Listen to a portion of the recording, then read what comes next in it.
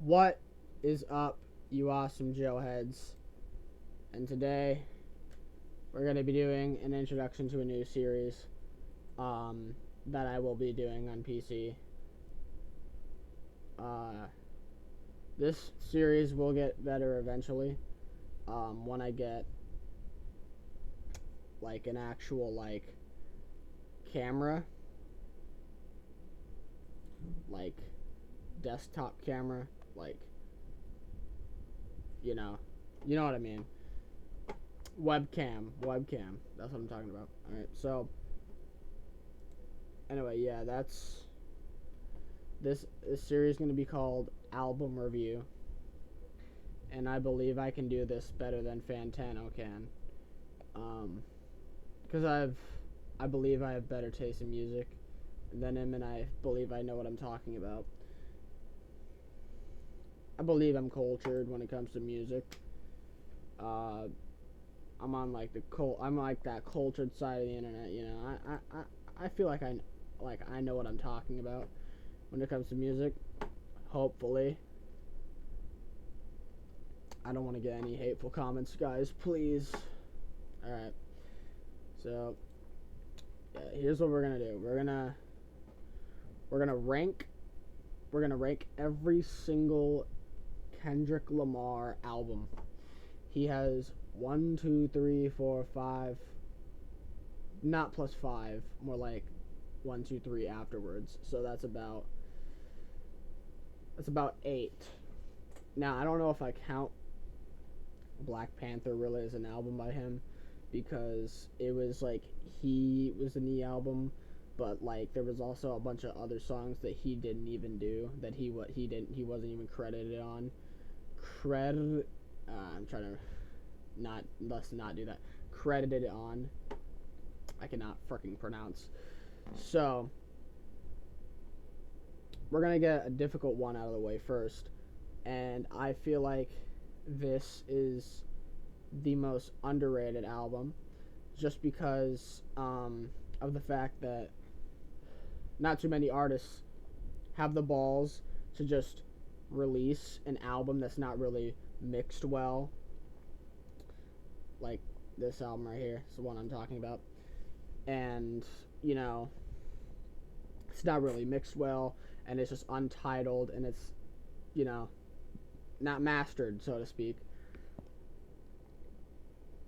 And I say a lot of artists don't have the balls to do that because they don't. They really don't. And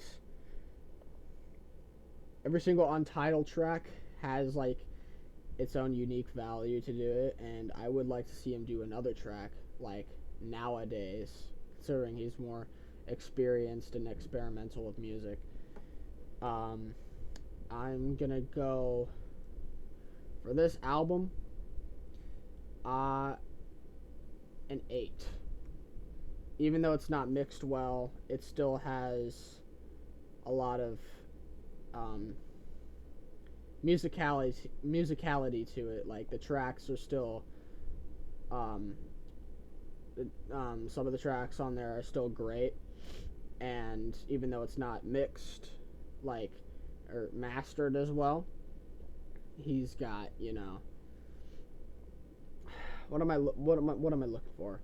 He's got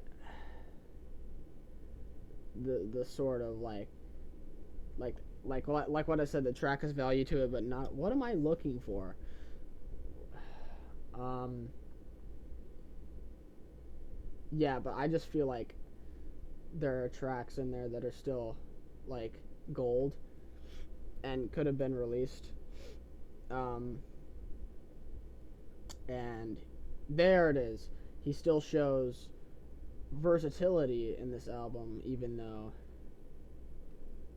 it's just like untitled and unmastered. There's still some genres in there than just straight half-assery just because it's untitled.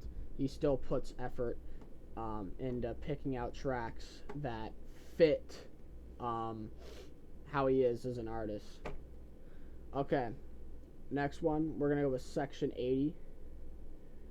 We're gonna do Section 80. This doesn't really count as an album, but I feel like it, even though it's like, okay, I mean, it has like the same length as an album. This is originally like he just put this in as a mixtape, so it's technically not an album, but it's pretty much an album.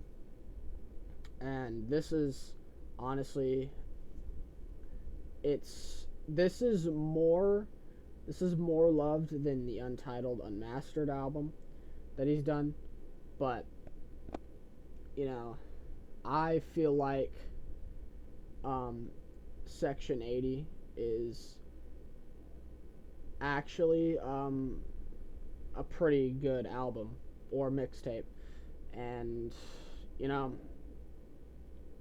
because there's tracks that have energy to them, and even though he's still trying to get his feet wet with what you know what audience will like his music and all that, he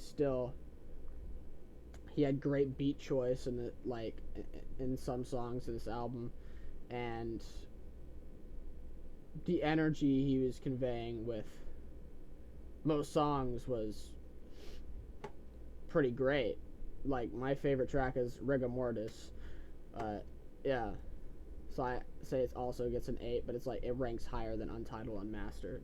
It's almost a 9. That's what that means. Okay, we're gonna go Overly Dedicated. Um, Overly Dedicated. Is his first. I think it's his first ever album he's like made. It was made in 2010, and uh, it was like an introduction to how he is as a rapper, and it's it's you know it does what he intended to do with the album. Um, I'd say this album's decent. Now, we're getting to the harder stuff. So, reason number one I'm better than Anthony Fantano is because I give Damn a 9. Yep. Because here's where he was wrong. He gave this album a 7. First of all, Damn already.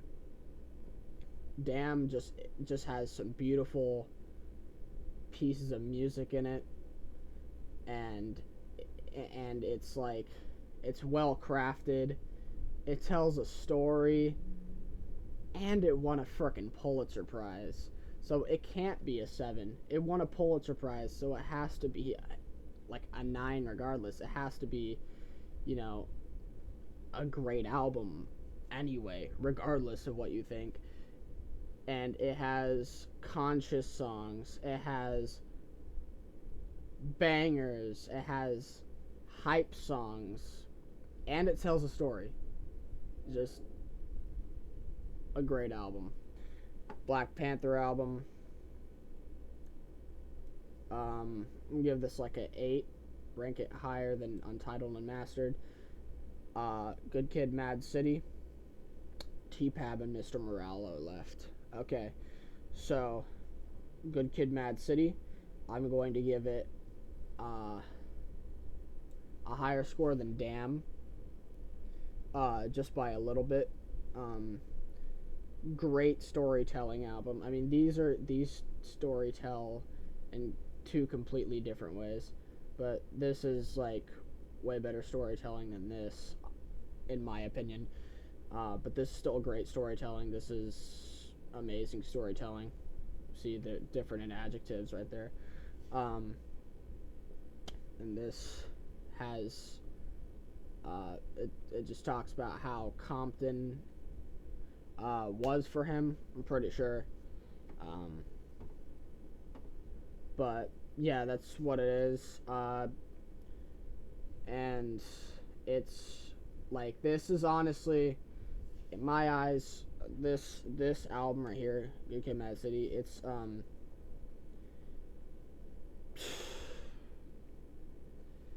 it's kind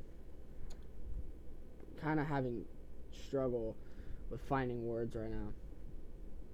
It's it was definitely revolutionary for hip hop at the time, and it opened the eyes to the world when it came out. Like, you know, I had to survive from this bad place, and I just hope eventually that this bad place gets better, and that the world gets better in the future. Um,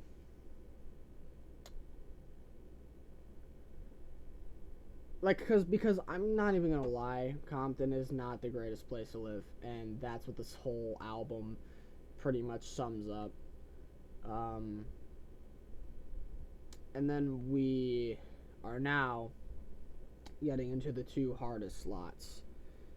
Um, this is a 9, only because T-Pab is a masterpiece. It's just, T-Pab is a perfect album all the way through. Every single message and lesson he was trying to convey, he did it perfectly. He infused different genres into the album, showed how versatile he can be while still going with a complete story. Kind of like this album and this album a little bit, but this was more about storytelling about his life in Compton. Still, amazing storytelling, great storytelling, versatile. Had a lot of energy. This one had a lot of energy to it, but this is just perfect. And Mortal Man, you cannot say otherwise. Mortal Man is just a brilliant song. Same with How Much a Dollar Cost. And finally, Mr. Morale and the Big Steppers. Honestly, it's pretty overhated. It's overhated. I think it's underrated. People don't hold this album to high regards, but I do. I personally give this album, Mr. Morale and the Big Steppers, a 9.5 out of 10. It's just missing the extra 0.5 just because T-Pab is just a perfect album, and just because you know, me personally, I just think that it's a 9.5, and it's not quite a 10, but it's almost, this album was almost there to being like T-Pab level, this right here. So yep, that was my Kendrick Lamar album tier list. I hope you guys enjoyed this video. I hope you guys agree with me on this video, and I'll see you guys in the next one, in either a album review or me doing something else that I want to do on this channel. Peace out, Joe Heads.